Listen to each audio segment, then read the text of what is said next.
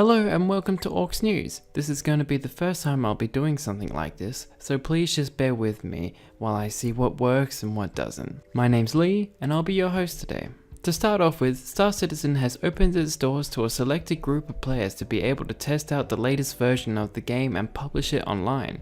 If you're unfamiliar with this game, I'll give a brief description. Star Citizen is an upcoming massively multiplayer space trading and combat game for Microsoft Windows and Linux.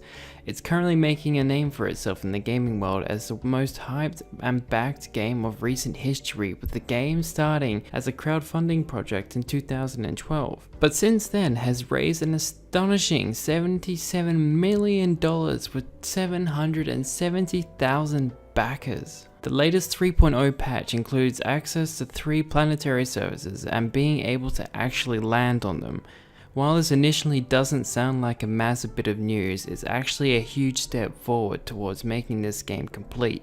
Exploring planets is the main angle of this game, and if you're wanting to explore a planet that is over 3 million square kilometers long, it's pretty important. Secondly, another massive step is the feature of character customization, as expressing yourself in this game is a feature that is missing. Minor work to optimization has been done as well, but it's not something that will be seriously looked at until a later date. Moving on to PUBG, Blueholes has recently stepped up their game, introducing a brand new feature to the test server, including 2 new weapons, the first one being a light machine gun, the DP-28.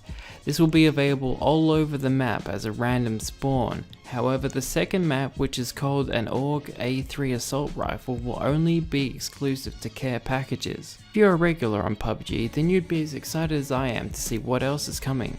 They've now changed the sound effects of most cars, giving them more of an in-depth and realistic sound to them. The UI with the compass is now much easier to read and use, highlighting the exact direction you're looking at. So instead of telling your mates, oh, they're kind of at 185, you can know exactly where they are. They've also made climbing over walls and into windows a proper feature for those who are new to the game. Lastly, there's now a proper kill feed that will appear, giving a more detailed description on how someone died without using full sentences to describe what happened. Something very similar to this is what you would see in Counter-Strike or Team Fortress 2. And lastly, Ubisoft has announced the latest operators for Rainbow Six Siege. The update is called White Noise and is available to play in the test servers right now. The latest operators are from South Korea, and I think they will soon be an integral part to any pro team in the future. Start with on the attacking side is Doka Ebi, I'm sorry if I butchered that. Has the ability to hack enemy cell phones, which grants her access to enemy teams' cameras.